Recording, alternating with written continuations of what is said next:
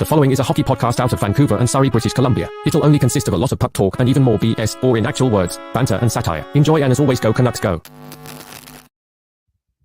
All right, so Thatcher Demko apparently has a rare condition, but Kyle, I got a rare condition too. How do I have this baby face, but I have so much hair on my body that I can't even find my...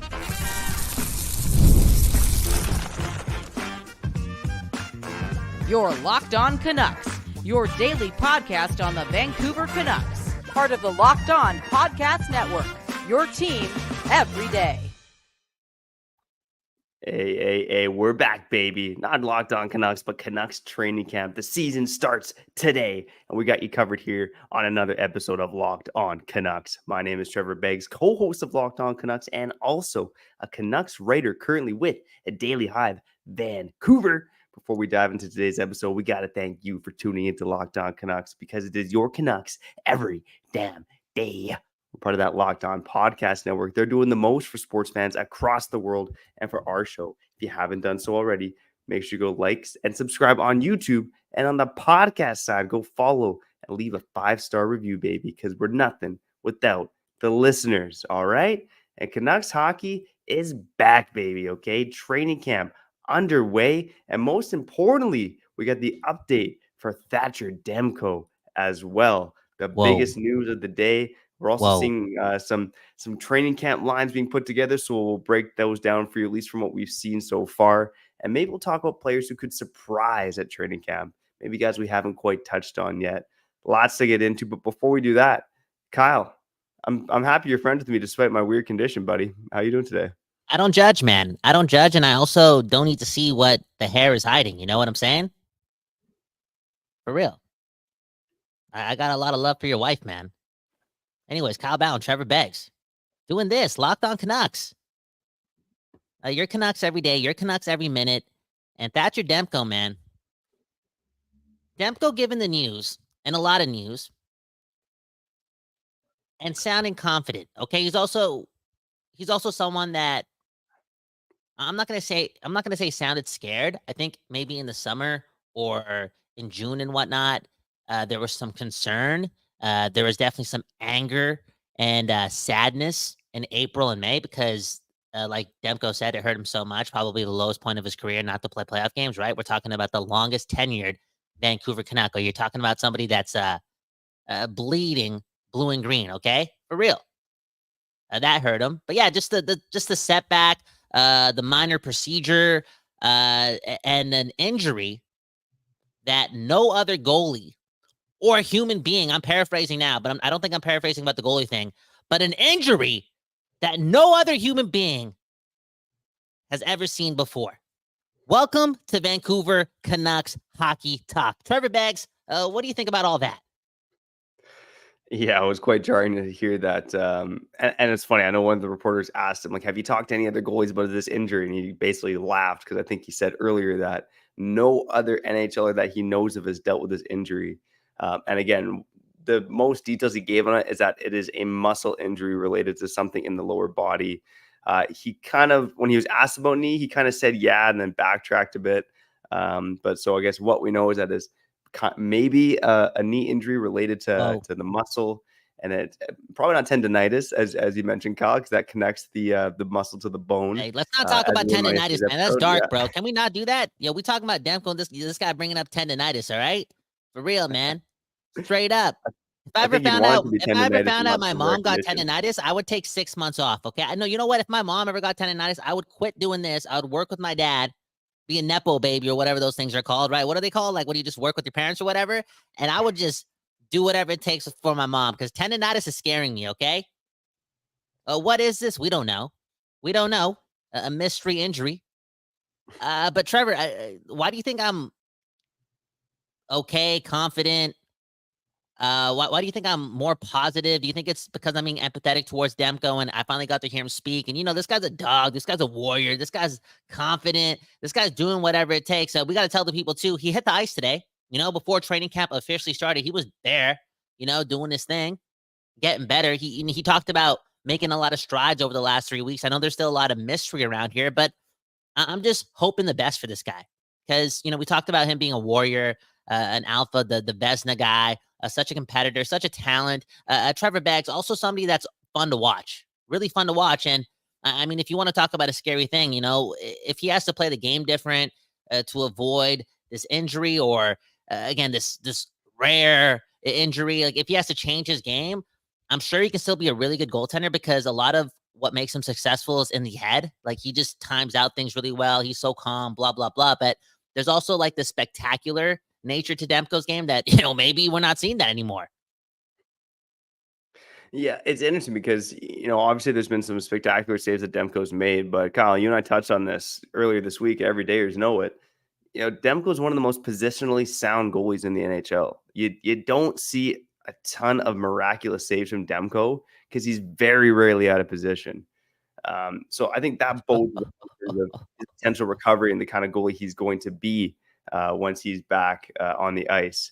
Now, Kyle, you're snickering there, buddy. What's going on? I'm snickering, man. I'm snickering because I'm all over the place. The hockey season has just started, and this is Locked On Canucks. We read the comments. We're for the people. Trevor, man, the people coming to I know you're already married, but yo, I'm gonna invite. What I think last time I checked, I think brown people invite 6,000 people to the wedding, right? That's how much my girl wants at the wedding. So I think I can save like 50 seats for Locked On Canucks fans. Okay, it's all about the people. Speaking of the people, Kurt Richardson, man, saying that Demko doing his best Mark Stone impression. Okay, the Canucks doing their best Mark Stone impression. Okay, a mystery injury with no timeline, right? No, a big emphasis on no timeline. A perfect opportunity to circumvent the cap, bro. Tampa did it. Vegas did it. No, okay. You know what? Kurt,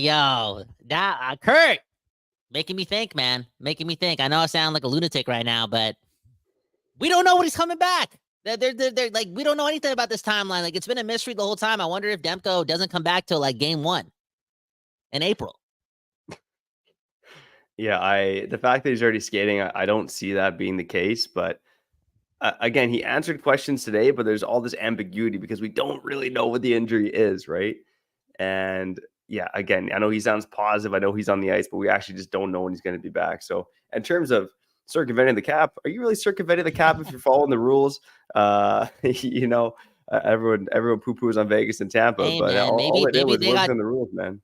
Maybe they got Demko on the ice so they can have the photo evidence that they tried, that this isn't one of those situations. All jokes aside, Demko, get better ASAP, man. Again, hearing him speak, and I don't know why this happens as a sports fan. Maybe this just happens more in your 30s as a sports fan. But again, a little bit of empathy, man. Like, you talk about like all this confusion that fans have and all these emotional ties that we have, especially in September, coming off a second round appearance. Hockey is fun again. This is a cool time of the year. You can hope and dream, and you can play the line game, right, and make your own puzzle up, and it looks beautiful, and you're like, holy crap, this is the deepest Canucks forward group of all time, blah, blah, blah. You can say all those things, right? Oh, we could win the cup, and Demko's back, we got the Vezina winner and the Norris winner, blah, blah, blah. And because he's hurt, there's like this, I wouldn't say a gray cloud, because like, again, you got like the Joshua thing, the Bluger thing, PD with tendonitis. It's just like, yo, what's going on? This is Canucks hockey, and you can kind of forget that, again, these guys are just humans pursuing their dreams, and I feel for him, especially the fact that he literally said the lowest point of his hockey life was just missing games in April and May. And you feel for him, man, because he worked his ass off the whole time, and he stayed loyal to the blue and green, and he wasn't able to do that. So I just hope he comes back at the ideal time, and I hope the Canucks can weather the storm for real. Yeah, and can they weather the storm with Arturs, Silovs in net? I think that's a still arguably the biggest question mark for this team heading into the season. But, Silovs, the coolest guy in Vancouver. Let's talk about Arturs Silovs, the training camp lines, and other players who could surprise on the other side. Before we do that, let's shout out our friends over at FanDuel. Man, oh man, did I see something on FanDuel yesterday about you being able to bet on Demko retiring? Get out of here, man. Unbelievable stuff. But FanDuel, they do got it all. And hey, we talk about FanDuel a lot on this program, okay? Because they are America's #1 sportsbook. Well, we have something a little different for you today. Now through September 22nd, only 3 days to go, all FanDuel customers can bet $5 and get a 3-week free trial of NFL Sunday Ticket from YouTube and YouTube TV. Then with the YouTube TV base plan, you'll be able to watch every regular season Sunday afternoon out-of-market game. Wow. All you need is a Google account, a current form of payment, and you can cancel any time. All right, let's go. Green Bay Packers versus the Tennessee Titans. I don't know how much the Green Bay Packers are favored by, but I don't know, man. Oh, they're I don't dogs. know. I think they're dogs. They're dogs against Tennessee. Unbelievable. I guess Tennessee's got to win one of these Come days. on, man. Malik Willis, one career touchdown, man, going into a road game, okay? I know the other team got like Will Levis or whatever, but, the Packers, or the youngest team in football on the road with the backup quarterback. Again, I think last week they were dogs. Maybe it changed. Who knows? Jordan Love back at practice, but yeah, it is what it is, man. Go Pack, go. Yeah, they're Fugazi dogs. So the Tennessee Titans favored by 2.5 points, but really as the home team, you kind of already get like a 3-point spread as the home team. So mainly a flip-up game. But no matter if you bet on NFL or if you're a degenerate that bets on preseason games, you can do it all on FanDuel. Make sure you go visit FanDuel.com and download America's #1 sportsbook. Wow, man, you degenerate in a good way because you're having fun using FanDuel. One love to FanDuel.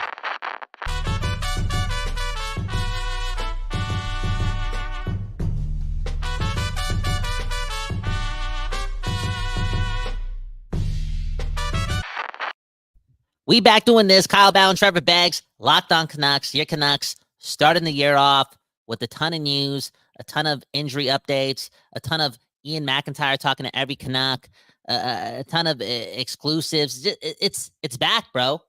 And again, I know emphasis on a lot of injury reporting, right? Like Teddy Bluger, he had a surgery, a lower body surgery, a minor one, a really minor one. Again, maybe he scraped his knee and you got a little Band-Aid on it. I said that yesterday, okay? If you want to hear yesterday's episode where I got emotional due to injuries, check it out. But I'm here, and with this whole Demko news and all that jazz, and there's no timeline. Again, I'm still confident. And I think a lot of that confidence does have to do with my belief in the skill set and demeanor of Arturs Silovs. Yeah, and you know what? I think I mentioned it before, and every day is might be a blessing in disguise for Demko not to start the season. And I think it's going to be in the heads of both management and the coaching staff that you cannot overwork this guy. You got to have him ready to go for the playoffs. He is an important part of this team. And I know people are talking about trading Demko and rolling with Silovs. Nah, you keep Demko, man, and you keep him rested and ready to rock come playoff time. And I think that's, a big key for this team winning the Stanley Cup. And heading into the early parts of the season here, I absolutely think that they can weather the storm with Arturs Silovs. I mean, come on, look at the Vancouver Canucks, man. The goaltenders all rocking the goatees, baby. Come on. Kyle Bauer, they must have been watching Locked On Canucks, man. You were rubbing off on them. Yeah, do I? Okay, yeah, because my beard is not real, right? I should probably get the goatee going. Next cut. Did I tell you about me switching barbers because of location and traffic and whatnot? And me asking my girl if she liked my haircut, and she's like, I can see your bald spot more than ever. I got that response. Why are you laughing? I don't even know why you're laughing, bro. We're bros. Bros before, the Canucks, they got good goaltending, okay? They got good goaltending. Arturs Silovs, again, I put an emphasis on the demeanor. I think last year, last April, last May, it was short, but it was really, really, really, really powerful for a guy who 10 months earlier played really important hockey in a big stage for Latvia, right? And I'm starting to feel as if you put one and one together and you get a lot of momentum coming into a season. And, Taka yesterday at the press conference talked about him believing that the staples are put in place already for this team to continue to be a good defensive team. Like, sure, you can always get better, but he has a belief that that's part of the fabric of the Vancouver Canucks. So without Zadorov or not, and without Demko or not, I feel like the Canucks will still be that team. And maybe there's more of an emphasis on just making sure you're responsible. Not that you're going out of your way, but you're just tapping into your intuitions because you do got a rookie goaltender, right? And overall, the Canucks can weather the storm collectively, right? You talked about this being a blessing in disguise for Demko. He can get rested and whatnot, right? Be ready in time. This may be a blessing in disguise for Canucks fans and more notably the Canucks organization, because for a team that has been good for 22 seconds in 2 days, there's a lot of pressure on them. Right? And they could go ahead and think that they're already that team, that they got that swagger, that it's going to be easy to them. And now they're kind of given this prompt where, we got to protect ourselves because we got a couple big guys missing. Yeah, and I think the way we're talking, we're both sounding pretty confident in Silovs, but got to play devil's advocate here. It's a guy with 9 career regular season NHL starts, Oh, 19 career starts overall. why do you got to play devil's How, advocate? Why can't you just play the nice guy? And look at this, like, yo, it's all happening for a reason, okay? Demko, I don't know what's gonna happen with this guy with his future, but all I'm gonna say is, bro, he just had a surgery. No other human being, aka a goaltender, okay? Emphasis on the goaltender. I'm paraphrasing about the human being, but I'm getting emotional. Like, dude, this surgery is like they're gonna have to name the surgery after Thatcher Demko, right? We don't know what's gonna happen with them, but one thing is for certain is that both these guys and their contracts end at the same time. And now Silovs, who just started in the playoffs, right? It's already written. It's already written. I'm pretty sure Ed Willis already wrote about this in his book, a bonus chapter. Let me take a guess. That's what he called it. Bro, Silovs, who had April and May to get those reps in front of the big crowd, in front of Vancouver, is now going to get presumably a lot of reps in a big season early on. And it's all lining up for this organization to have a lot of trust in the next guy. Because how much are you going to invest furthermore in Thatcher Demko if he's already had all these injuries and now he's had like a surgery never heard of before? Like Demko's Silovs is the guy. Silovs is the guy. Straight up. So, Kyle, if I ask you, what is your confidence level in Silovs? Let's say Demko's out for 2 months, and that's based on him skating probably a bit more of a worst case scenario. What is your confidence in Silovs being the starter for the first 2 months of the season on a scale of 1 to 10? I think there is a 75% chance, if all things go well, the Canucks can have a similar start to what they had last year because of the team being better, right?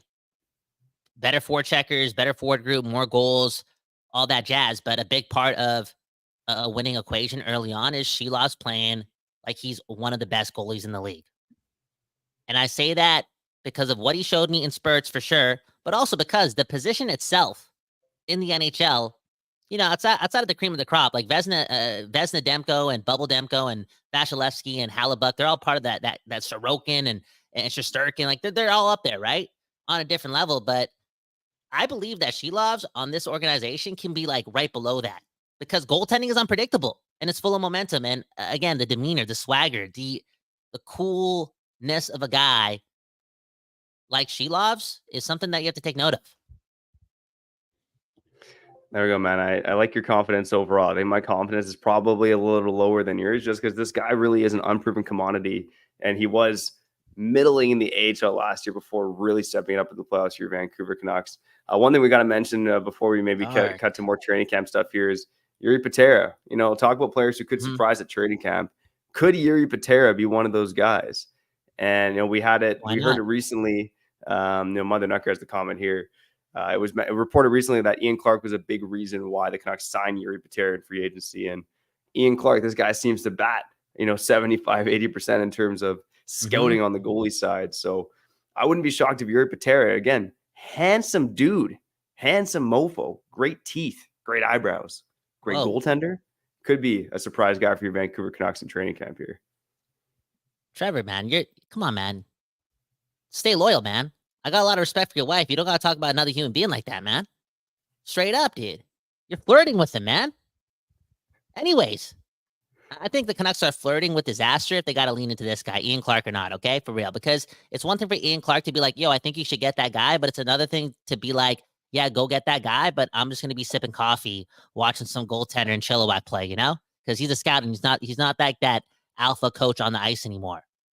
And we got more information on that too. It was actually him who talked to Alvin about stepping down because of the workload. Like that's confirmed. You know how there was a lot of that as well, but also a lot of, maybe the Canucks don't F with Ian Clark as much because he overworks his goalies. No, it's because Ian Clark was old and he's just like, yo, I'm going to chill out and I want to spend more time with my family and just do my thing. What I'm paraphrasing, but it's that type of energy. Anyways, it's cool again if Clark likes that guy, but man, oh man, like I'm sure there's a lot of hope in any coach or any teacher that the Canucks hire. And what's the new goalie coach called for Vancouver? Exactly. Okay, Trevor. Exactly. Ian Clark's a different beast. Like, you talk about, and this is like shooting for the stars and really exaggerating here, but it's kind of under the same umbrella. But there's that dude who trained Michael Jordan, and I read his book. It's called Relentless. What's his name? I think he's trained a lot of crazy athletes before. Okay, Relentless book. I can't believe I'm forgetting this. Okay.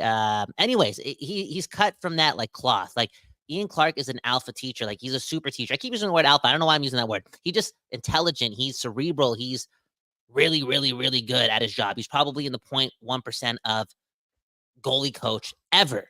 It feels like that because he's been on a run for like 2 decades. You know what I'm saying? So they don't have that guy working with a goaltender on the ice. So even on that note, man, maybe I shouldn't be so high on Silovs this year because Ian Clark is missing on the ice. Wow. Trevor, thanks for getting dark, man. This is what happens when you bring it out, like put it out in the universe. And thanks, buddy.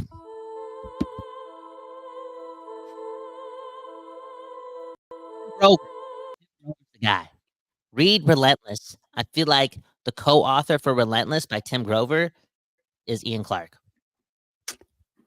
Well, maybe the new goalie guru will be Marco Torianis, and I just couldn't remember the last name there for a second, man. My God, but Demko had a lot of nice things to say about a guy who we didn't know a few weeks ago, but now has got to be one of his best buds in terms of getting him back to where he is, and that is being one of the best goalies in the world. All right, let's wrap up the show on the other side talking about training camp lines that we've seen so far, and maybe touch on quickly a couple other players that could surprise, maybe get some of your comments as well. That's coming up on the other side after we shout out our friends over at Game Time.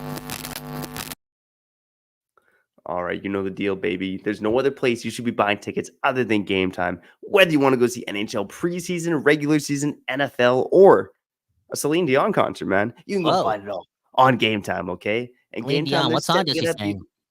What's Do that? you believe in love after love? That's Cher. Oh my God, unbelievable, man. I know Celine Dion is.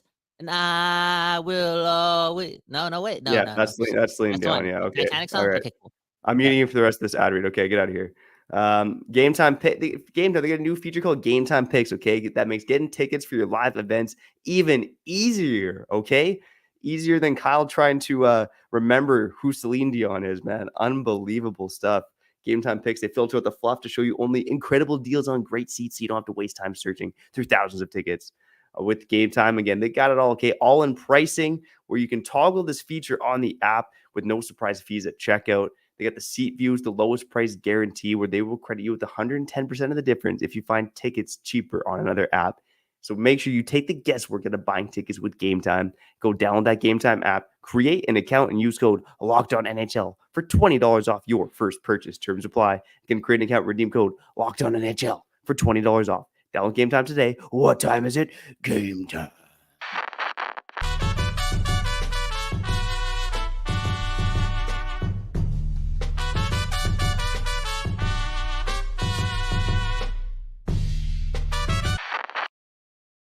There you go. We back. One left to Game Time. One left to Trevor Beggs, second best dad in the world. One left to Kyle Bowen. Why am I talking about myself? Hey, speaking of which, one left to the Don't Those Art Lab. Yes, for giving us that West Coast bias and the space to give you the show. And also, man, the Locked On Podcast Network, man, giving us that culture. Your Canucks every day. They told us to do it. We're doing it. Hit the like button. It really does support the show. And me and Trevor Beggs, I broke the news yesterday. And not only are we getting closer and closer because of the likes, right? And it's all about the moment. I want to spend time with you. I know we're in an online world, but, this is not good enough, Trevor. I want to go on more double dates. And I let the people know that yesterday that, me and Trevor, when we go out with our girls, man, 50% of the time, 60% of the time, as 31-and-a-half-year-olds, we're not picking up the bills. I have to do it. I'm sorry. I have to break the news. I know we can't, be that transparent with the people, but I was emotional yesterday because of tendonitis, okay? And I don't even have tendonitis. Man, oh, man. Speaking of Mr. Tendonitis, DeBrusk Lekeramaki, my bad, his wingers today at training camp. And, damn, that's cool. It's day one of training camp, but it's also really cool. Yeah, and you and I called it, Kyle. Not that it was a huge surprise. I mean, we saw Talkie do this last season, play some of the, the youngsters up the lineup at training camp. Baines and Podkolzin's got look last time around.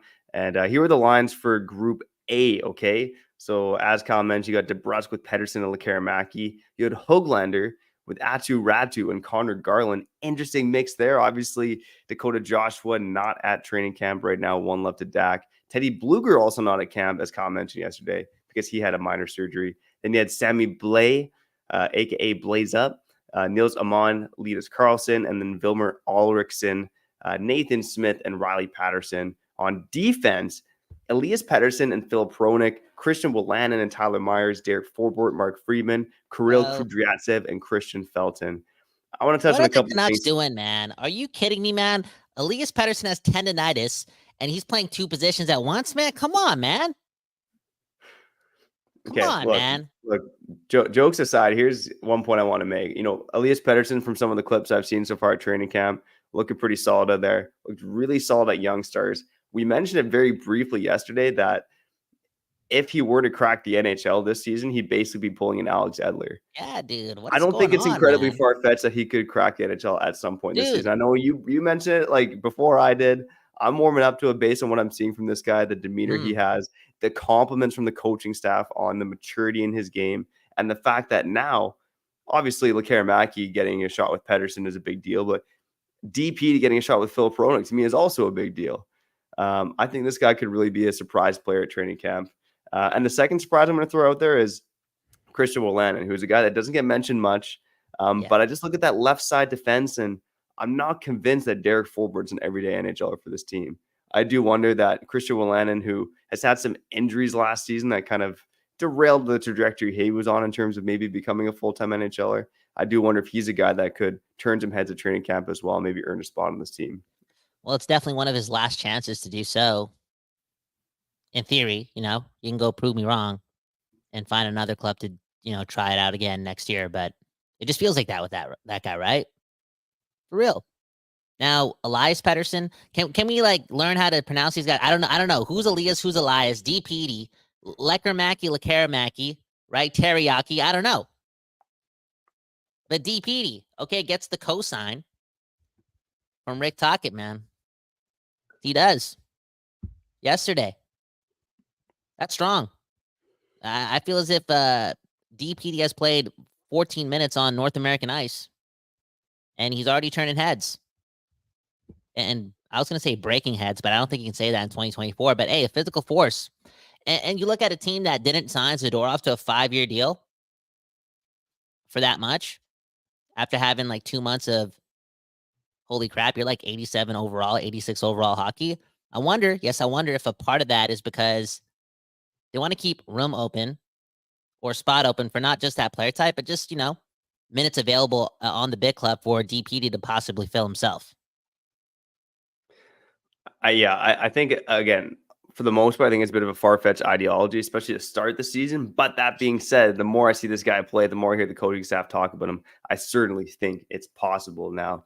At the time of recording, we haven't seen the lines yet for Group B, but starting to see some clips and some reporting that they're starting to get onto the ice. And in terms of the jerseys, this is no surprise, but it looks like Danton Heinen, JT Miller, and Brock Besser are getting a run together on the first day of training camp. How do you feel about that? All both these things, man. No, you talk about it, man, because you talk about it because I feel as if you just know more about Danton Heinen. I only seen clips and whatnot, and you hear what people say about him, and it's just a smart player. Sometimes I'm is this guy another Pius Suter? Is he a faster Pius Suter? You know what I'm saying? What type of guy is he? But just tell me, is that player type, that type of journey this guy's been on, and also, it just being his hometown team. Is there a recipe for us to see, or the NHL to see a whole other level of Danton Heinen, because he's only on a 2-year deal, still has a lot to prove, still has a lot of hockey to be played, and now he's playing with one of the best centers in hockey. And UFA Brock Besser. Yeah, I wouldn't be surprised if Danton Heinen brought his best. I mean, all Danton Heinen has done since entering the NHL is really prove people wrong, right? Signing PTO, signing late in the offseason, much like a Pius Suter, as you mentioned, Kyle. Now, in terms of stylistically, yeah, I think Danton Heinen, he's a bit quicker, he's a bit better of a playmaker than Pius Suter, but they are comparable players overall. And what an opportunity for Danton Heinen to, virtually play on the Canucks top line at the first day of training camp. And the BC Bud, oh baby, let's say it. Let's say it right now, man. This guy is he gonna hit 50 points this year for the first time in his career? Might be the case, man. Let's go. This is like the PDG hype, but for real this time. What's his number 20? I hope this guy puts up 40 points. For real, man. Hometown boy, BC Bud, Danton Heinen can be that guy. Danton, that's a nice name too, man. Danton, man. I may have to write that one down. Put it to the bank. That be Danton Bowen going down the left wing. Maybe. Hey, man, these lines, man, they're going to be put up in a blender. All that's going to happen. The Teddy Bluger thing, the one left to Dakota Joshua, like some absences. Yeah, there's going to be some opportunity for real for things to happen and for us to be surprised. And, you talk about it being such a gray start to training camp just based on, again, the health of which seems like a lot of these players. Maybe, just maybe, a hero was born in training camp. Straight up. And I literally hope it's Lecker-Mackey. And there's like such a small chance because you're talking about like, oh, he's a frail guy. And this is the NHL and blah. This is North America. Like he's got to spend more time eating and whatnot. But that player type, especially with the shot being so dynamic, and that's when you can kind of separate him from a guy like Kuzmenko. But yeah, that player type, it's not really here on this team. What does that do for a team and for Rick Tocchet and his coaching staff who wants to, up it offensively. It's one thing to practice it, to have it inserted in the mindset and the philosophy and the fabric of these players. But if you just have players who have the innate ability to just score goals, it makes it a little easier to be that team. Yeah, you're 100% right, Kyle. I'm just going through the comments here before we get out of here. Yeah. I'm going to mention one more player who I think could be a surprise at training camp, and kind of Kurt Richardson alludes to this here with Bluger out. Good opportunity for Arturs to showcase himself. He's looked solid so far, and we lack the center depth. Another guy to watch for is Max Sasson, who was really solid, a two-way player in the AHL last season. Canucks management keeps talking about this guy, even though he's one of those undrafted college signings. But he looked great at Young Stars as well, despite being an older guy. He's a guy who I think could surprise at training camp as well. Oh Man. I'm stoked that hockey's back, man. So many things to talk about, and we didn't even get through most of the comments. And you know what? I might be back later after like there's more media availability, and then maybe I'll answer more questions then. But there was somebody who brought up Sammy Blaze. I don't think it was just Callum, but Sammy Blaze right now with Joshua out for who knows, what the timeline is. Timeline don't effing matter, like just do you. With him not there, Sammy Blaze. We're talking about the West Coast, the best coast of Canada. Blaze 420, Blaze Vancouver. Sammy Blaze has a chance to make an impact on this team, and if that happens and he impresses, and there's a spot for him, and it makes it tough for management to like pick a guy to actually ship out of here because then there's so many forwards. But man, oh man, if Sammy Blaze is in this lineup after such a gray September, I promise you, 9 months from now in June, Sammy Blaze is scoring the game-winning goal in Game 4 of the Stanley Cup Finals against the Edmonton Oilers. What did I say? The Stanley Cup Finals against the Oilers? Anything can happen, okay? We're talking about Sammy Blaze. Sammy Blaze does that. He scores the goal. Boom, bam, we're at the parade. And the city that is known for Stanley Cup Finals turning into riots and buildings burning down will inevitably start what? Or light it up. A Guinness World Record showcase of people blazing on the streets. The cloud will be crazy, and they'll just be ironic and beautiful and happy. Stay in school. Locked On Canucks. Hit the like button. Subscribe to the show. Hey, man, more positive reviews coming in. For real. It's beautiful. People are saying some really nice things about us. Keep them coming because, to be honest, I want to make a card and show my mom and my girlfriend. Straight up. I think they'd like all these nice comments, okay? For real. One love to you guys, making our dreams come true. Trevor Beggs, sign us out. One love to you and you and you, whether you're an everyday or an occasional listener, first-time listener, a new subscriber, or you join us on the live show on YouTube, wherever you're listening, whenever you're listening. We appreciate the hell out of you for tuning in to Locked On Canucks. We got you covered for everything that happens at Canucks training camp, any other news that breaks, more previews, more predictions, more analysis. Again, everything regarding your Vancouver Canucks. But for now, we got to get out of here. I'm Trevor Beggs. That's Kyle Bowen. One love to all of you, okay? Let's go. And we'll catch you another time here on Locked On Canucks. Yeah.